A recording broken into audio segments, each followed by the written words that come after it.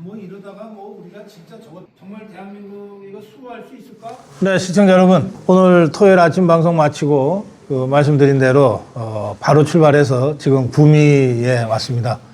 2시 직전에 여기 구미 도착했는데 지금 김재원 경상북도 도지사 예비 후보 지금 만났습니다.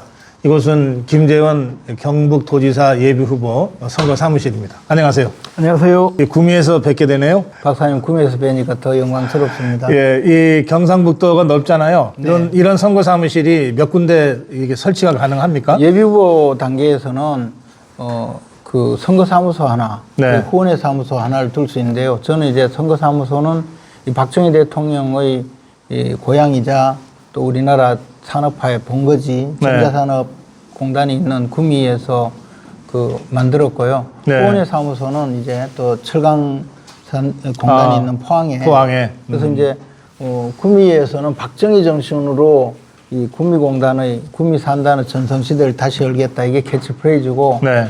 포항에 있는 후원회 사무소의 경우에는 이제 철강공단의 전성시대를 우양우 정신으로 여겼다. 그래요? 우양우 정신, 이제 아시다시피 박태준 회장이 그 포철을 건설하고 할 때 우리는 대일 청구권 자금, 그러니까 이제 일제시대에 모두 다 고생한 선조들의 피와 땀으로 네. 그 청구권 자금을 우리가 배상금 받아가지고. 그렇죠. 그걸 가지고 짓고 있는데 만약에 실패하면 우리 다 우양우에서 바다에 빠져주자. 바다에 빠져야죠. 예, 그런 그래요. 그런 정신인데. 그 우향우 정신으로 했죠. 그래서 이제 사실은 우리나라 산업화의 본거지일 뿐만 아니라 일종의 말하자면 보수의 뿌리가 이곳 구미이자 포항이자 경상북도입니다. 또 선거는 아무래도 승부가 있는 건데 이 경상북도가 대구를 중심으로 남북으로 아주 넓게 포진해 있어서 남쪽에는 인구가 제일 많은 포항에 네. 이제 후원회 사무실, 그리고 북쪽에도 또 인구가 많은 구미, 여러 가지 상징성이 있는 구미의 선거 사무실, 이렇게 두 군데를 두고 계신 것 같습니다. 여기 지금 뒤에도 박정희 정신과 구미 산단 이렇게 좀 구호로 걸었는데, 박정희 대통령이 구미를 그 전자산업단지로 만들 때가 1970년대였나요? 그렇습니다. 네. 근데 이제 박정희 대통령이 이 구미의 전자산업단지를 만들 때만 해도 우리나라는 사실 라디오도 제대로 못 만들 때죠. 트랜지스터 라디오도 못 만들 때. 예, 근데 그 통찰력과 해안이 있으셨고, 그때는 선산시 구미면입니다, 이곳이. 근데 이제 네. 낙동강이 지나가니까 언젠가는 공업용수가 필요하다. 아하. 그렇게 해서 이제 이곳에 고향 사람들한테 그래도 일자리라도 좀 한번 만들어 봐라라는 그 요구를 받고 네. 와서 전부 전문가들을 실사를 시켰더니, 아니 여기가 공업지대로 개발하기가 너무 좋은 천연의 또 도시라는 것을 그 보고를 받은 겁니다. 그게 이제 그때만 하더라도 우리가 안동댐, 이마댐이 없어서 낙동강은 사실 우리나라는 그 여름에 비가 많이 와서 매년 범람될 때지. 범람하고 네. 또 가을, 겨울 되면 말라 비틀어지고. 뭐 그런 시대에 이 댐도 건설하고 해서 공업용수도 막고. 그럼 이마댐, 안동댐이 요 구미 산단을 위해서 만들어진 거예요? 그거는 아닌데요. 그건 뭐 낙동강 전체 네. 수계를 위해서 만들어졌지만 그 국토 결과적으로는 그런 역할을 그렇게 되면 여기가 굉장히 우수한 공업 지역이 될 거다라는 판단으로 이제 전자공업 단지를 유치를 했고, 여기가 사실 그 라디오, 금성 라디오, 그리고 애니콜 신화가 만들어진 곳이 이곳입니다. 구미에서 만들어졌어요? 그렇습니다. 애니콜이면 그 휴대폰. 예. 삼성이 그 세계적인 반도체 생산 기업으로 등장하게 된 거는 결국은 이 구미에서 성공했기 때문입니다. 지금은 이제 용인. 글쎄, 삼성 그러면 다 용인, 평택 이거 생각하잖아요. 네, 근데 애니콜도 여기서 다. 이 구미가 그 본거지였구나. 지금은 이제 그 애니콜 그 생산 기지가 있는 일공단에 그 데이터 센터를 구축하고 있습니다. 삼성에서. 그래서 그렇게 되면 또 새로운 산업 그 계기가 되지 않을까 뭐 그런 생각으로 저희들이 이제 후속 대책을 많이 마련하고 있습니다. 그리고 옛날엔 불안관이라 그랬는데 그 LG 텔레비전 그렇죠. 지금 세계적으로도 제일 경쟁력 있는 그런 텔레비전. 근데 이제 LG LED 뭐 OLED까지 나왔지 않습니까? 브라운관 시대를 마감하고 이런 평면 TV를 만들고 했던 화면들도 전부 여기서 만들었어요. 아하, 그렇구나. 그다음 이제 왜 그것도 이제 사실은 LG가 수도권 가까운 곳으로 좀 가기 위해서 네. 이제 그 구미의 투자를 중단하고 파주로 갔어요. 저런. 파주 그 손학규 지사 있을 때 했던 그 파주 LED 공장. 그 제가 이제 초선 국회의원 시절이었는데 그때 구미 와서 그 LG LED 예. 그때는 LCD 시대예요. 저 공장 뜯어간다는데 우리 막 싸고 지금은 이제 그러셨구나. 그 예. 시대의 그 영광이 조금 사그라지고 아하. 약간 소재 부품 또는 중소기업 위주로 편성이 되는 네. 그런 상황이 됐어요. 그래서 이제 2단계 이 구미 전자산단을 어떻게 더 가꿀 건가 하는 그런 고민이 많고 저는 이제 반도체 지금 전공정은 우리나라에서 지금 네. 용인 네. 또 평택을 중심으로 그 이제 전공정이고 후공정이라 하면 생산된 반도체를 뭐 조립을 하고 또는 포장하고 이런 산업도 굉장히 그 네. 부가가치가 높거든요. 근데 그런 반도체 후공정 과정은 지금 대부분이 중국이 한 80% 가량 점유하고 있고 네. 우리는 10%대 점유하고 있다고 합니다. 그래서 그 반도체 후공정 그 생산 라인은 구미 전자산단에서 네. 유치를 하면 굉장히 유력할 거다고 판단하고 그쪽으로 좀 특화된 정책을 마련하고 있습니다. 그렇군요. 지금 이제 그 포항과 구미 특히 지금 이곳이 구미라서 구미에 대한 말씀을 많이 하셨는데 경상북도가 포항이나 구미 같은 그 70년대부터 우리 산업화 근대화를 이끌어온 핵심 도시들이 있는가 하면 아직도 접근성이 쉽지 않은 이 그 산간 벽지 이 산골들도 많잖아요.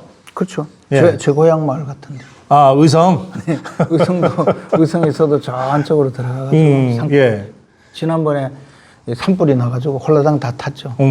그 이제 저도 다녀보면 이게 그 경북이 19세기하고 21세기가 막 같이 병존해 있어가지고 이거 누가 도지사 하려고 그러겠냐 이렇게 힘든데 그런 생각이 드는데. 그렇기 때문에 도지사를 맡아서 이 지역을 골고루 발전시키고 또 우리 경북이 갖고 있는 그 지금까지의 영광된 역사를 네. 다시 부흥시키고 하는 그러한 역사적 소명을 다해야 되겠다는 생각은 강하게 갖고 있습니다. 구미에서 지금 경북도지사 예비후보 김재원 예비후보와 지금 만나고 있습니다. 박정희 정신을 이제 크게 세웠는데 우리 김재원 예비후보가 생각하는 박정희 정신은 어떤 건가요? 우리가 이제 간단하게 박정희 정신 하면 된다라는 진취적인 기상이라고 생각을 합니다.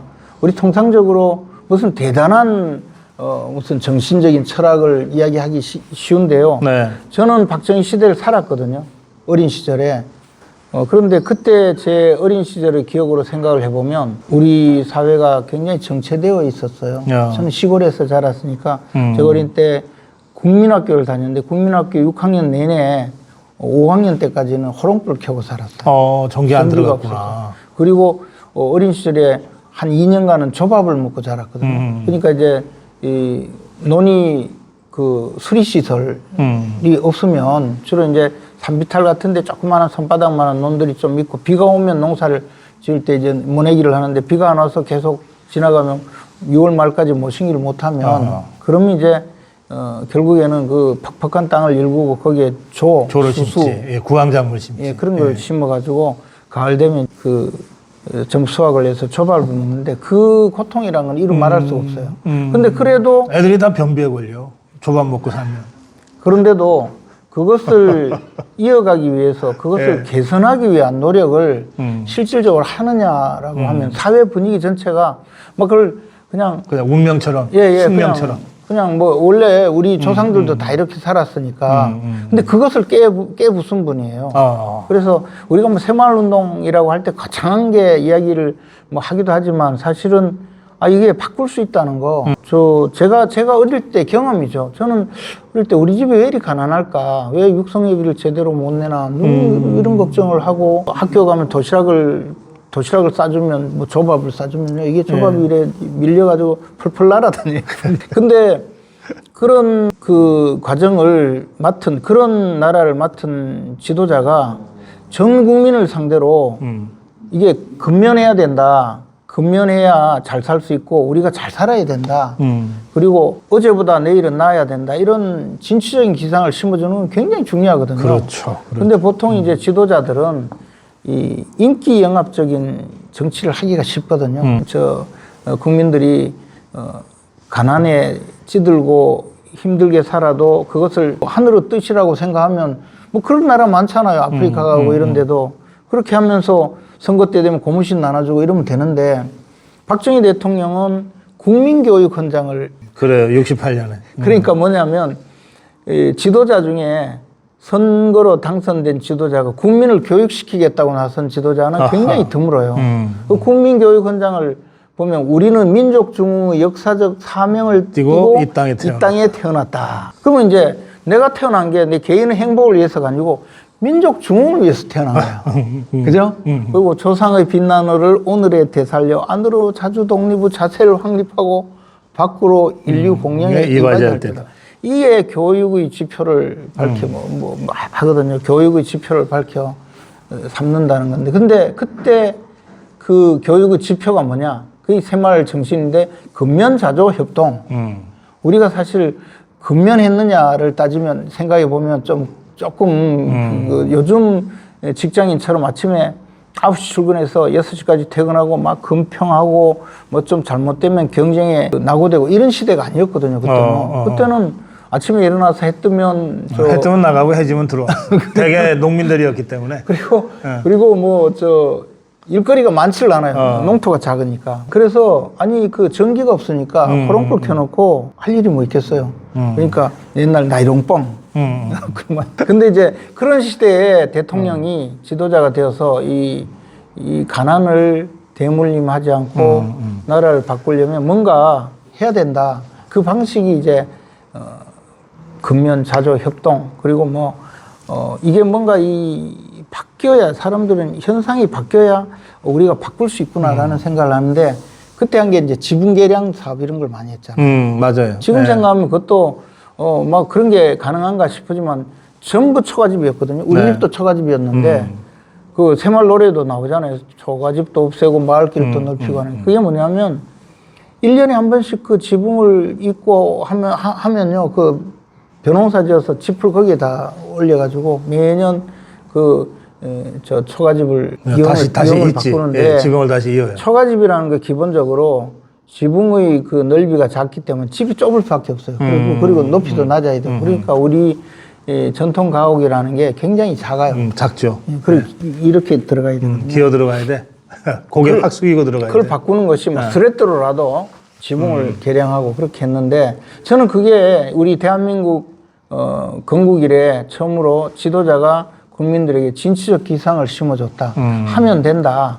라는 정신을 만들어줬다는 거죠. 알겠어요. 박정희 대통령 얘기하자면 이제 한도 끝도 없는데 저는 요즘에 우리 자유파의 정서를 보면서 지금 우리 김재원 예비후보가 말씀하신 바로 그거 하면 된다는 박정희 정신을 다시 정말 되살렸으면 해요. 뭐냐면 이게 대통령 우리가 그냥 고생해서 뽑아놓으면 탄핵당하고 저 좌파 것들이 온통 막 모든 언론 다 장악하고 있는 것 같고 우리가 아무리 소리를 질러도 뭐 저거 전달하는 TV도 없고 라디오도 없고 신문도 없고 그냥 오로지 유튜브 하나 보고 지금 간신히 버티니까 야, 뭐 이러다가 뭐 우리가 진짜 저것들 다시 물리치고 다시 정권을 갖고 올 수 있겠어?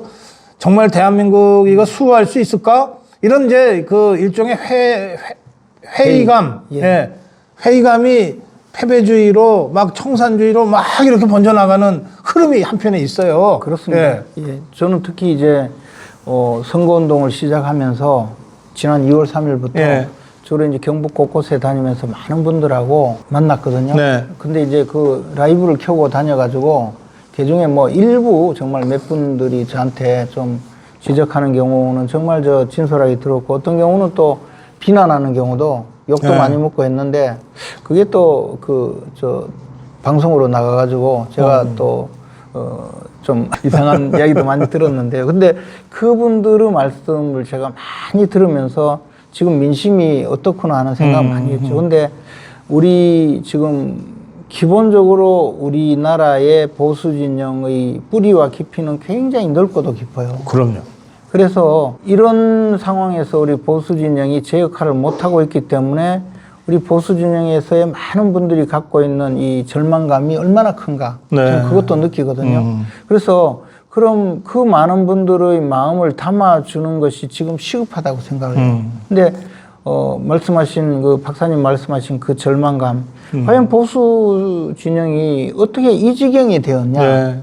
우리가 배출한 두 분의 대통령이 우리 손으로 탄핵이 되고 그러면서도 지켜주지도 못해놓고 지금 와서 서로 그에 대해서 전열 정비도 못하고 있고, 그리고 거기에 대고 말씀 많이 하셔요. 너희들 이제 진짜 꼴 보기 싫다. 나는 이제 탈당한다. 그러면서 막 이야기를 하고는요. 마지막에 그래요. 그래서 너는 찍어줄게. 너는 이번에 찍는다. 예. 그러면서 내가 이번에 탈당을 하려고 했는데 니 찍어주고 탈당하려고 기다린다. 똑같아요. 우리 엄마가 이놈 다시는 니 안 볼 테니까 이번에 한 번만 해초리 맞아라. 이제는 더 이상 난 네 아들 아니다. 그러면서 또 어떡하겠어요 또. 난 그 마음이라고 봐요. 근데 그래. 그래서 우리 보수 진영의 많은 분들의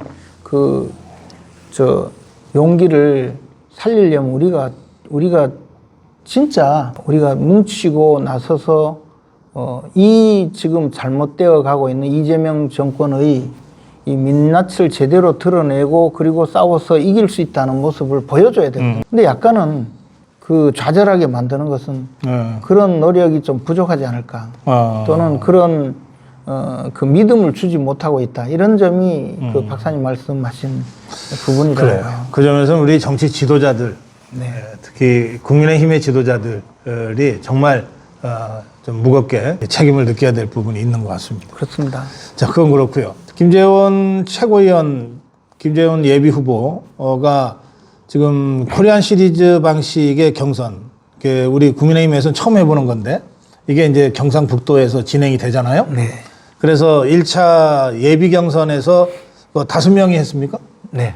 거기서 이제 1등을 했어요. 네. 1등을 해서 지금 이제 2차 결선 경선이죠. 네. 지금 이철우 지사하고 1대1 경선을 이제 지금까지 했고, 내일하고 모레 이틀 동안에 여론조사 방식으로 이제 투표를 하잖아요. 그렇습니다. 그런데 제가 듣기로 그 1차 경선이 끝나면 네. 1차 경선에 참여했던 분들이 누구든 어쨌든 거기서 1등 하는 사람을 돕기로 약속했다고 제가 들었어요. 그건 언론에 다 공개가 되고요. 예. 그 일은 어떻게 됐냐면, 1차 경선, 그러니까 예비 경선이 투표가 3월 18일, 19일 양일간에 있었거든요. 네. 근데 18일 모바일 투표고 19일은 ARS 투표인데, 이 둘째 날, 그리고 마지막 날, 최경환 전 부총리가 전화가 왔어요. 아침 예. 일찍 전화 와서, 제가 전화를 받았더니, 우리 5명 중에 그 1명 누구든지 되면 나머지가 다 몰아서 된 사람 지원을 밀어주자. 해서 어. 이번에야말로 경북의 리더십을 바꿔야 된다. 아하. 이대로 가서는 안 된다 하면서 말씀 많이 하시더라고요. 그래서 저는 당연히 동의합니다. 근데 내 마음속으로는 그때 이제 최경환 후보 측에서는 계속 여론조사를 해왔어요. 그리고 그 상당한 노력을 통해서 아주 깊은 여론조사를 하고 있었고, 저희는 그걸 못했거든요. 아하. 시기를 놓쳐서. 그래서 그 순간 이렇게 총알이 지나가는 느낌으로, 최경환 후보께서 이기는 모양이다, 이거. 그러니까 진 사람들을 아유, 미리 그렇게 이제 생각하면서 예. 전화를 받았어요. 그래도 그래서 잠깐 생각을 했죠. 그러면 내가 지고 최경환 후보가 이기면 그러면 내가 할 수 있는 게 뭐가 있나. 그러면 나는 경선 졌으니까 기분 나빠 이래봤자 저만 손해잖아요. 그래서 에이 할 수 없네. 그래 또 선배인데 적극 돕지는 못해도 손은 들어줘야 되는 거 아니냐. 그게 우리의 기본 그래요. 도리잖아요. 예. 그래서 이제 그 생각으로 예, 뭐 저는 하겠습니다 하는데 기어 들어가는 목소리 예, 뭐 할게요. 그러더니 이제 또 전화가 왔어요. 이미자 의원은 빠지고 나머지 4명이 모여서 그러면 오늘 저녁에 이 투표가 다 끝나자마자 곧바로 발표하기 전에 저녁에 그 기자회견을 하잖아요. 아, 그 서로 승복하고 도와주기로. 그래서 이제 거기에 승복하고 도와주고 그 4명이 공동으로 해서 지금 이철우 후보하고 결선에 붙어야 되니까 여기에 대해서는 강력하게 이제 검증을 요구하자. 그래서 검증은 뭘 합니까? 했더니 뭐 지금 MBC에 나오는 인권 유린 의혹과 그다음에 불법 보조금 사건 그리고 심각한 건강 리스크 이것도 검증을 요구하자는 거예요. 그래. 그거는 좋네요. 그렇죠. 그래가지고 이제 그러면 준비를 하세요. 해서 최경환 후보께서 그날 오후 6시 투표가 끝나자마자 네. 경북도당에서 기자회견을 하자 이래 하면서 준비를 최경환 후보께서 다 하셨어요. 연락도 하고 뭐 다 했어요. 그래서 이제 6시에 갔는데 기분이 안 좋잖아요, 저는. 그래서 이제 저는 최경환 후보를 위한 들러리처럼 그렇죠. 느껴지면 기분 좋을 수가 기분이 없지. 안 좋죠. 예. 그리고 이제 저는 사실 그때 제가 이길 가능성이 많다고 판단을 했었는데도 불구하고 상대가 워낙 막 그렇게 나오니까. 예, 그래서 저쪽은 뭐 이 정보가 많은 분이니까 그래서 갔는데 또 이 옷을 입고 오래요. 근데 내키지 않으니까 저는 이 옷, 나 그냥 입을래요 하고 이제 그냥 자켓만 입고 나머지 3분은 이 옷을 입고 이제 가서 딱 앉았어요. 그래서 사인하고 내용이 그거예요. 이제 우리 4명 중에 어느 누구든 당선되는 분은 나머지 한 사람을 도와서 경북의 리더십을 교체하는데 동의한다. 그리고 지금 이철우 지사께서는 이러이러한 문제가 많으니 건강 문제도 있고 지금 인권 유린 그다음에 불법 보조금 사건에 대해서 이미 검찰에서 수사를 하고 곧 기소될 가능성이 있으니 이 점에 대해서 당 지도부에서 충실하게 검증을 해달라. 그리고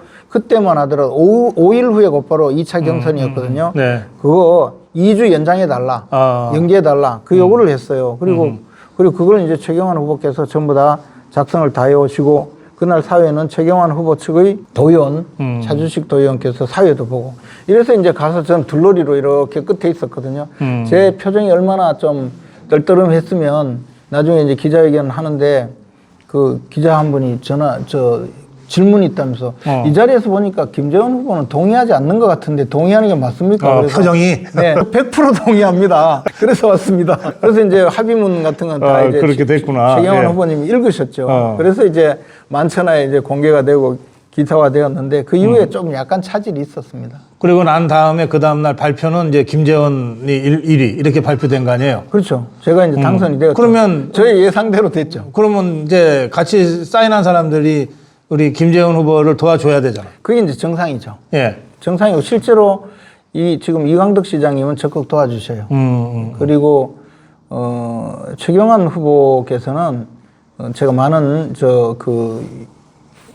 연락을 하고 있는데 사실 예상치 못했던 결과였던 것 같아요. 그리고 이제 최경환 부총리는 저하고 이른바 친박 정치인으로 오래 같이 활동을 했는데 이번에 자신이 이제 상당히 좀 큰 마음을 갖고 아주 준비도 많이 하고 기대도 많이 하셨는데 그래 되니까 그만큼 충격도 막 컸던 모양이네. 낙담하시고 그래서 이제 정치권을 완전히 떠나겠다. 아하, 그리고 이제 서울을 떠나서 경기도 모처에 지금 이사를 가신다고. 그래요? 그래서 하는데 이제 다만 이제 자기를 따랐던 그동안 많은 분들이 이번에 캠프에 있었는데 이분들을 자기 이제 정치 떠나고 나는 뭐 일반 서민으로 돌아가니까 당신들도 당신들 살 길을 찾아가라. 알아서 해라? 네. 그랬어요? 그래. 우리 약속은 아무리 그래도 어제 약속은 지켜라 이래야 되는 건데?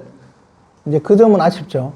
그리고는 이제 연락을 완전히 끊어버렸어요. 그래요? 근데 사실은 이제 최경환 부총리하고 발표하고 그날 3월 20일 날 발표가 오전 10시에 있었는데 그날 오후에 전화를 드렸어요. 그랬더니 그때는 그래 내 도와줄게. 그래서 형님 그러면 선대위원장을 맡아주시죠 했더니 선대위원장은 아이고 내가 뭐 지금 뭐 마음도 심란한데 선대위 고문 뭐 이 정도로 하지 뭐 그렇게 해서 아, 그러면 그래요. 그렇게 좀 알겠어요. 해주세요. 그리고 예. 이제 좀 이따가 다시 연락드릴게요. 했더니 실무 직원도 나중에 그럼 선대위 고문은 하실 것 같다. 뭐 이런 걸로 제 이야기가 있어서 제가 마음에 여유를 주고 좀 드리려고 조금 뒀거든요. 근데 그 캠프에 일했던 극히 일부 네. 몇 명이 이제 자기들이 마치 캠프의 구성원들인 전부인 것처럼 해서 이철우 후보 측의 그 캠프로 간다면서 지지선언을 해서 최경환 캠프가 이철우 후보 지지선언을 했다고 저도 그 기사 봤어요. 네. 예, 근데 이제 그러니까 거기에 실질적으로 간 사람은 2사람이죠. 그렇구나. 아, 알겠어요.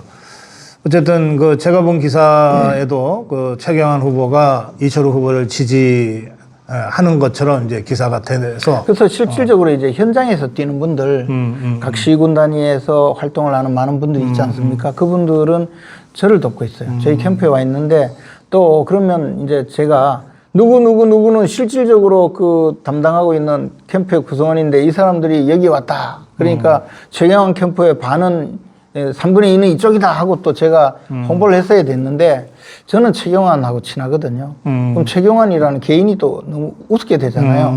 그래서 그래. 이제 막 그냥 두고 있었는데 그게 조금 유권자들에게는 마치 최경환 개인이 이철우 후보를 지지하는 것처럼 오해를 유도하는 그런 선전이 많았었죠. 아, 그렇군요. 예. 자, 그건 그렇고요. 아까 이제 그 1차 경선 전날 누가 되든 도와주자고 하면서 그 합의했던 내용 중에 보면 네. 이철우 후보에 대해서 제기되고 있는 의혹을 당 차원에서 검증해 달라고 요구한다. 이런 대목이 있잖아요. 네. 근데 이제 그거를 우리 김재원 예비 후보가 그 어제 그저께 목요일 날 당 최고위에서 예, 최고위원 회의에서 그 얘기를 한 거죠. 네. 그래서 아니 그 얘기가 그렇게 된 게 아니고 네. 그래서 그날 작성한 그 합의문과 그 당에 대한 요구사항이 그대로 당에 전달이 됐어요. 곧바로. 아, 그 시점에 예, 3월 20일경에 3월 19일 날 작성을 해서 전달을 했겠죠. 네. 그래서 이제 최경환 후보께서 주도적으로 나서서 당과 교섭을 해서 3월 20일 발표하면서 당초 예정되었던 그 본경선 일정을 2주 연기를 해서 발표를 했어요. 아하. 예. 그러니까 그동안에 교섭이 있었던 거죠. 그리고 그 이야기를 보면서 저는 당연히 당에서 그러면 2주 동안 검증을 하겠구나. 이철우 후보에 대해서. 그렇죠. 그래서 그 연장된 것이 이제 내일이에요. 원래는 4월 1일이 그 경선일이었어요. 그러니까 지금 2주가 연장된 거잖아요. 그러네요. 예. 네. 그래서 그 2주 동안에 충분히 당에서 검증을 해주겠거니 생각을 했죠. 그리고 검증 요청서를 또 냈어요. 우리가 서로 합의를 했으니까 검증을 네. 해달라고. 그 검증 요청서를 단순히 그냥 낸 게 아니고 그동안에 언론에서 제기된 내용과 자료를 좀 붙여서 내고 거기에 이 사람 2사람 정도는 한번 물어봐 달라. 그러면 이 내용을 객관적으로 알 수가 있을 거다. 저도 이제 그 들은 내용을 안다는 사람을 실명을 적어가지고 제출을 했어요. 그래서 저는 당연히 검증이 되는 줄 알았거든요. 네. 그리고 지난번에 사실은 그 요청을 하러 한번 그 당 최고에 참석을 했어요. 그때 가서 그때는 아마 그 포항시장 경선이 발표되고 또 대구시장 컷오프 뭐 이런 것도 되고 난 다음에 너무 어수선해서 그래서 이게 그 지역에서 선거운동을 하는 사람은 사실 굉장히 괴로운 것이 뭐냐면 이 중앙당이라는 데가 그냥 있는 데가 아니거든요. 우리 말하면 시장에 가서 좌판 깔아놓고 물건 파는 소매상이에요. 소매상 정도도 아니고 난전이거든요. 이거 사세요 하는데 근데 아무리 간이라도 빼줄 듯이 이야기를 하면 뭐합니까? 도매상에서 갖고 오는 물건이 이게 불량품이면 안 맞죠. 근데 지금 중앙당이 그런 역할을 제대로 하느냐라는 생각에 제가 너무 안타까워서 이제 갔죠. 그래서 네. 제가 최고위에 갔습니다. 근데 이제 최고위원으로서 이게 공천에 관련된 이야기는 다 비공개회의에서 하거든요. 공개회의는 이제 발언을 하잖아요. 네. 뭐 기자들이 다 취재하는 중이니까. 취재하는 중에. 그래서 이 비공개회의에서 그 제가 이 4명의 후보들이 전부 요구한 이 사안인데 이 검증을 좀 해달라. 네. 그 검증을 하고 이게 검증을 하지 않으면 굉장히 우리 당이 위험에 처한다. 그 얘기는 조금 이따 말씀드리겠지만요. 어쨌든 이 검증을 해야 될 이유에 대해서 간단히 설명을 했어요. 네. 그랬더니 장동혁 대표가 그 자리에서 그러면 당연히 이거는 확인해야 되겠네요. 하면서 이제 그 공관위의 곽규택 의원이 검증 담당이에요. 그 곽규택 의원한테 이거 철저하게 좀 조사를 해서 확인을 해달라. 네. 그렇게 이야기를 했어요. 그래서 저는 그 당연히 그러면 당 시스템이 검증이 되는 거죠. 그리고는 이제 그게 언제예요? 그게 그러니까 20일 이후에 4월 1일 그 사이죠. 그거는 제가 공개회의에 참석했으니까 그날. 그래서 예. 공개회의에서는 뭐라고 말씀드렸냐면 지금 우리 당이 공천이 이루어지고 있는데 공천 기준을 정해서 발표를 했지 않나. 근데 공천 기준을 정해서 발표를 했기 때문에 그 기준에 따라서 공천을 하지 않으면 사법적인 잣대를 들이댄다. 차라리 기준이 없이 그냥 하면 괜찮은데 기준 누구는 어떤 경우에는 공천 배제를 하고 어떤 경우에는 감점을 하고 어떤 경우에 가산점을 주겠다고 했는데 그냥 감점만 매기겠다고 해놓고 거기에 해당되는 사람을 공천 배제해버리고 감점이든 가산점이든 아무 기준에 해당되지도 않는데 그 사람은 공천 배제를 하고 어떤 사람은 원래 공천 배제를 해야 되는 대상인데 아무런 제재 없이 공천에 참여시키고 경선에 참여시키고 이러면 이게 우리 당의 가장 그래. 전략적인 판단이 되어야 되는 사법적 잣대가 된다. 그 이야기를 하고 왔어요. 그랬는데 그럼 그 얘기는 비공개로? 공개죠. 공개된 공개되어 회의에서. 있습니다. 예. 그리고 이제 그 다음에 되면 이제 공개 회의를 마치면 비공개 회의를 합니다. 근데 거기에서는 이제 공천 관련된 의결도 하고 하니까 저는 공개 회의만 하고 나오거든요. 그래요? 그때 예, 그렇게 예. 했죠. 왜냐하면 제가 최고위원으로서 역할을 하지만 공천에 관련된 일에는 참여하지 않겠다고 했으니까요. 그리고 왔는데 가장 최근이에요. 지난주인가요? 지난 월요일인가? 그때쯤 공관위에서 연락이 왔어요. 네. 왔는데 저희들이 제출한 이 검증 요구 이의 제기에 대해서 한 줄이에요. 현재로서는 사실관계를 확인할 수 없으므로 없음을 알려드립니다. 아니 근데 사실관계를 확인하려면 이의 신청을 한 사람한테 물어봐야죠. 당신이 왜 이의 신청을 했느냐. 당신이 알고 있는 게 뭐가 있냐. 그래야 되는데 저한테도 연락이 없었지만 우리 캠프에도 아무도 연락이 없었어요. 또 그럴 수도 있어요. 왜냐하면 그 참고되는 사람 두 사람한테 전화로만 해도 어느 정도 상황 파악이 되고 그러면 이제 와서 물어보거나 오라 해서 면담을 하거나 자료가 있으면 갖고 오라 하거나 하면 되잖아요. 네. 근데 그 사람들도 당연히 안 물어봤겠죠. 근데 이게 뭐 그냥 단순히 상대방을 흠집내고 선거에 이익을 취하겠다는 거면 뭐 그냥 넘어가도 돼요. 그거는 뭐 당내 문제니까. 근데 우리 경북은 지금 굉장히 절박한 문제가 하나 있어요. 지금 우리 광역단체장 선거가 사실상 여론조사 결과로 보면 이기는 곳은 경북 한 군데잖아요. 물론 저 본선에 들어가면 저는 결과가 굉장히 달라질 거라고 그렇죠. 생각합니다. 그러나 현재 시점에서 볼 때는 그러나 현재 시점에 많은 쪽에서는 마지막 남은 곳이 경북 한 자리다 뭐 이런 주장까지 하잖아요. 그러면 여기에서 출마해서 본선에 가야 될 후보가 지금 이재명 정권은 없는 죄를 뒤집어 씌워서 교도소를 보내려고 오만 짓을 다 하고 있는 죄는 숨기고 없애려고 법까지 바꾸는 그런 정권인데 지금 지방선거에 조금이라도 문제가 있는 후보가 우리 당에서 나갔을 때 그냥 넘어가겠느냐는 거죠. 더군다나 우리 4명의 후보가 이야기한 내용은 이철우 후보께서 그 관련된 사안은 사실은 굉장히 엄중한 사안이거든요. 그리고 그것이 경찰에서 굉장히 오랫동안 수사를 하고 압수수색도 하고 이철우 후보님 본인도 조사를 받으시고 그에 의해서 이거는 재판에 넘겨야 된다고 유죄의 판단을 받아서 기소 의견으로 검찰에 송치가 되어 있고 기소 의견으로 경찰이 검찰에 송치를 해놨습니까? 송치를 지난 연말에 했어요. 이철우 후보님도 지난 연말에 조사를 받으셨고 그 내용이 불법 보조금 그러니까 안기부 재직 시절에 고문 사건에 연루가 되었다라고 보도를 하겠다라고 인터넷 언론사 관계자가 이철우 지사님께 연락을 취재를 해서 알려주니까 아니 우리가 피해자를 조사를 해놨다 녹취도 해놨다 뭐 그랬겠죠. 그러면서 이거 나가면 선거 앞두고 재미없는 거 아닙니까? 그런 식으로. 근데 그 녹취 파일이 다 보도가 되었는데 방송 MBC에서 방송을 했는데 그걸 들어보면 이철우 지사님은 관련이 없는 것 같은데 관련이 없다. 그런데 그렇더라도 이 통닭구이 고문을 이철우 지사님이 안기부 포항 분소에 재직할 당시에 거기서 피해를 입었다고 주장하는 사람이 나오면 선거 때 나올 수도 있다.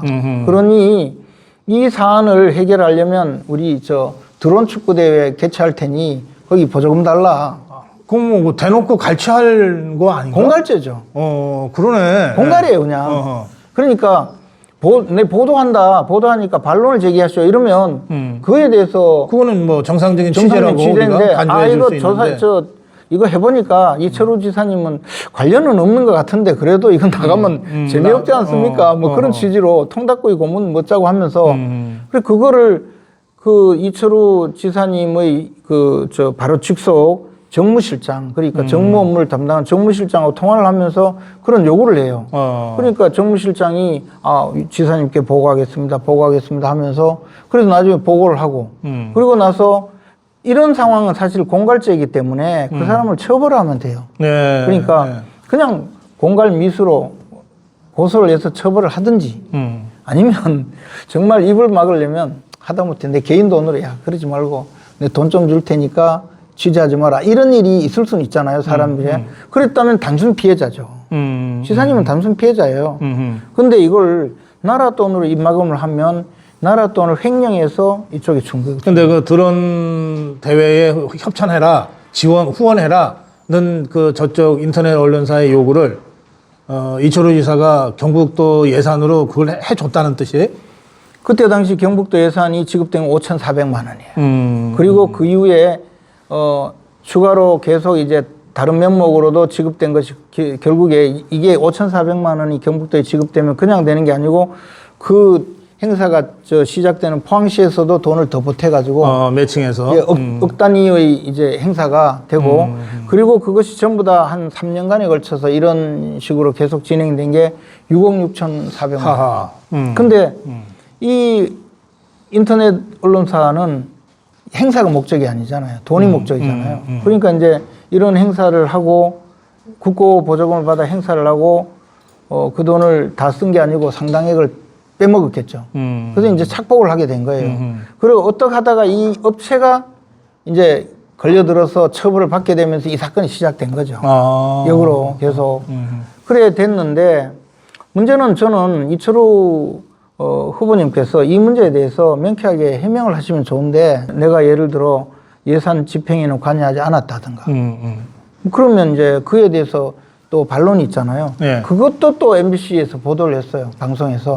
그 예산 담당자가 보도를 하면서 인터뷰를 하면서 당초에 예산서에 보면 정무실장이 요구해서 예산이 세워졌는데 그것은 결제 과정이 삭감이 되었다. 근데 그 다음에 도지사라고 다시 적혀 있는데 지사님이 이 예산을 살리라고 했다. 그래서 지사님 지시로 이 예산이 지급되었다. 그래 돼 있어요. 근데 그러면 이 사건이 그냥 지사님이 그 협박을 받아서 나라 예산을 사적으로 사용한 게 명백히 입증이 되어 있는 거예요. 그리고 그게 압수수색도 되어 있다 하거든요. 근데 지사님은 그에 대해서 해명을 하지 않고 이걸 이제 이 사건 수사가 벌써 오래됐거든요. 네. 이 사건이 있었던 게 2021년인가 그러니까 2023년인가에 한 언론사에서 그 주간지 언론사에서 보도를 했어요. 이렇게 보도를 하니까 그때는 2023년도니까 이 경찰에서 수사를 하고 뭐 압수수색을 하거나 또는 증거를 확보하기 전이 아니겠어요? 알겠습니다. 그러니까 그 언론사에 대해서 가처분을 해서 승소를 했거든요. 그러니까 내가 이거 무죄 판결을 받았는데 이걸 가지고 지금 재탕한다 이래 주장하는데 그건 전혀 별개의 사안이거든요.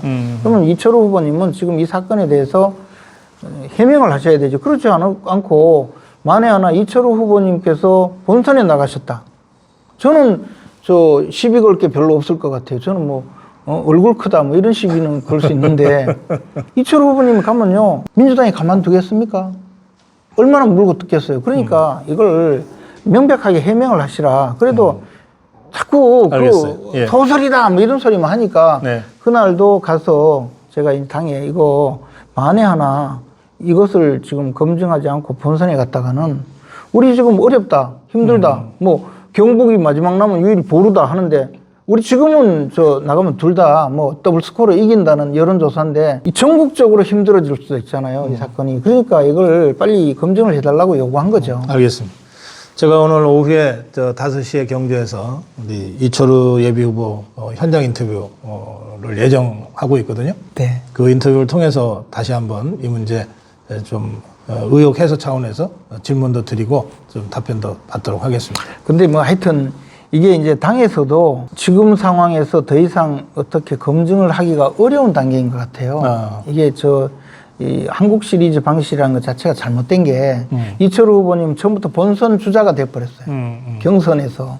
그러니까 경선 주자를 어떻게 하겠느냐 이런 논리로 지금 가는데 저는 우리가 지금 선거가 쉬운 선거고 전국적으로 소위 잘 나가는 선거 같으면 좀 위험을 안고 갈 수도 있지만 지금은 굉장히 어려운 상황이고 그래. 예. 또 하나는 우리가 지금 공격하는 것이 전재수 뭐 흠이 있다 이런 거 다 하면서 정작 우리 내부는 돌이켜 보지 않으면 막상 가서 본선에서 어떤 일이 일어날지 알 수가 없지 않습니까? 알겠습니다. 자, 그와 별도로 제가 이제 마지막 질문이 될 텐데요. 우리 김재원 예비 후보가 출마할 무렵에 저희 고성구 TV의 고정 패널이셨고, 네. 그래서 당분간 출마 때문에 고정 패널 하기가 어렵다는 인사 말씀까지 하셨는데, 네. 그때 저희가 최고위원으로 있으면서 출마를 하는 것이 좀 정치적 중립 문제 등등 있어서 좀 적절치 않지 않냐. 그런데 그렇다고 해서 최고위원을 그만두면 당시 시점에서는 장동혁 지도부가 무너질 수도 있다는 우려가 있다.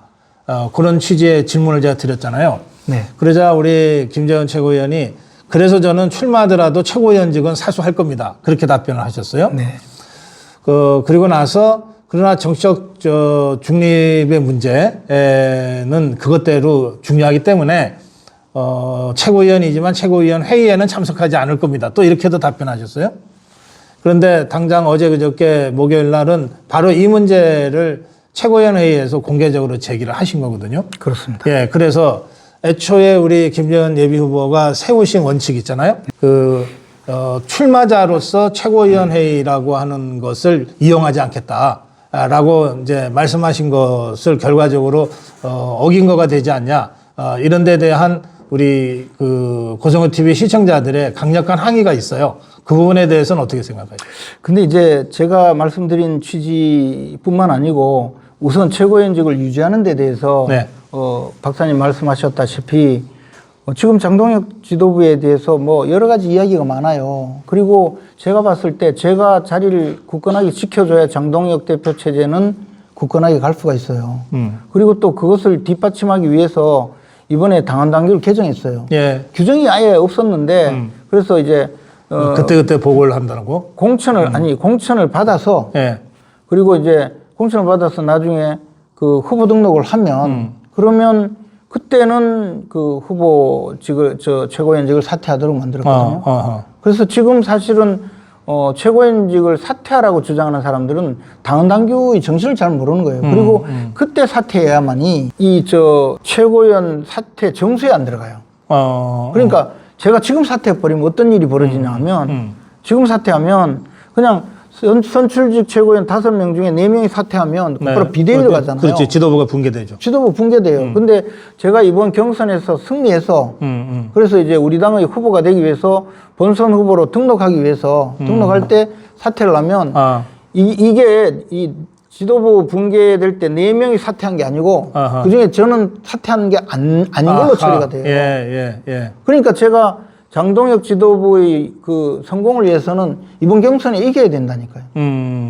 이기지 않고 사퇴하면 그냥 자칫하면 나머지 사퇴하면 그냥 비대위로 가야 돼요. 그런 상황이기 때문에 저는 뭐 그냥 사퇴하지 않는 거고 또 하나는 최고위원직에 있다고 해서 제가 공천을 받는다든가 또는 정치적인 그 상황에서 최고위원직 때문에 더 우대받지 않겠다는 거죠.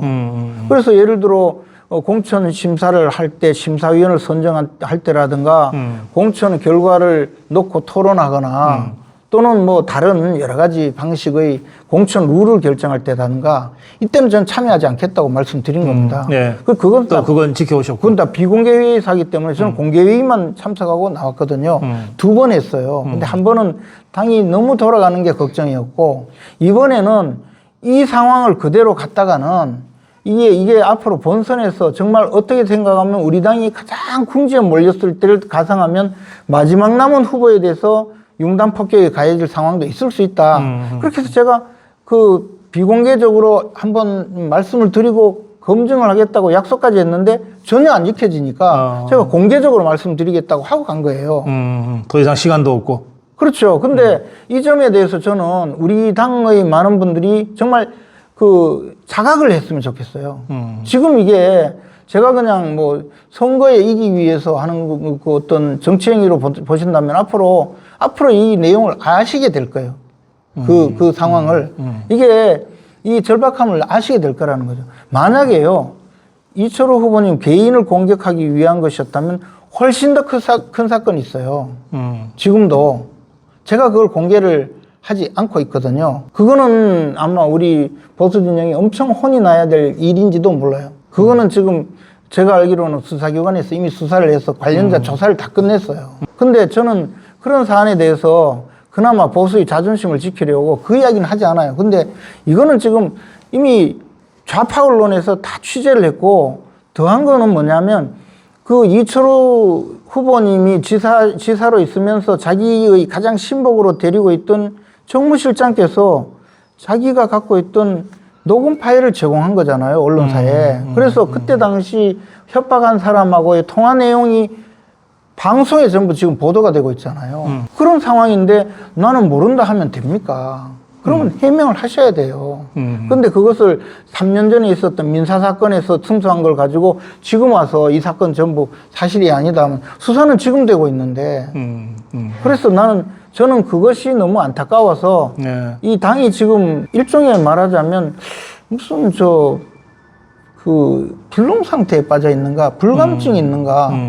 지금 현장에서 그 난점 펴놓고 물건 팔고 있는 이 노점상한테는 하루하루가 정말 어려운 상황이고 제가 이래 만나보면요, 우리 당 후보자들이 흰옷 입고 다니는 거 보면 억장이 무너져요. 저는 흰옷 입고 다닌 적이 없어요. 사지도 않고. 근데 그런 상황이 만들어져 있으면 당이 이럴 때일수록 네. 스스로를 돌아봐야 돼요. 2006년도 그때가 우리가 야당이었습니다. 박근혜 대표가 당시 당대표 시절 그때 우리는 이 노무현 정권에서 야당으로서 엄청 힘들 때예요. 근데 네. 지방선거를 앞두고 우리 당내에서 공천 비리가 막 쏟아졌어요. 그때 박근혜 대표가 저를 클린선거 감찰단장으로 임명을 했어요. 그때 임명을 했는데 원내대표가 이재호 대표예요. 근데 두 분이 만나가지고 이거는 정말 중요한 일인데 이걸 맡길 사람을 추천을 해라 해서 둘이서 했는데 둘 다 김재원을 지명을 해가지고 예. 제가 맡았어요. 맡았는데 전국에서 온갖 억지 같은 일이 많이 벌어지고 어떤 분은요, 그 기초오염 공천을 받았는데 돈을 못 줘가지고 주기로 돈을 못 줘서 자살을 해버렸어요. 어허. 부산에서. 목매달고 자살을 했는데 이분이 나가가지고 자살을 전 이런 말 죄송한데 그 목숨을 끊는 비운의 선택을 하셨는데 그 소식이 전해지지 않아서 개표가 계속 진행돼서 그분이 당선자로 발표가 됐어요. 어허. 그런 안타까운 사건도 있었거든요. 그때 제가 이 당이 이렇게 가면 안 된다 해서 그때 사실은 뭐 죄송하게도 그 중진 의원 두 분을 고발을 했죠. 그래서 뭐 실형 선고도 받고 뭐 그런 네. 적도 있었고 많은 분들이 처벌을 받았어요. 그렇게 해서 그런 단호한 그 내부 정비를 통해서 박근혜 대표가 지방선거에 압승을 했어요.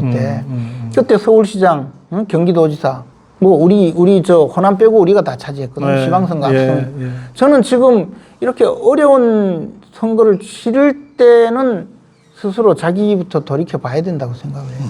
그래. 그래서 예. 이 고언을 하기 위해서 이정현 대표가 그랬지 않습니까? 전기 충격이라도 가해 깨워야 되겠다고. 근데 전기 충격은 가지는 않고 뭐 그냥 마셨죠. 알겠어요. 이 당을 살리기 위한 충정에서 고언을 한 것이다.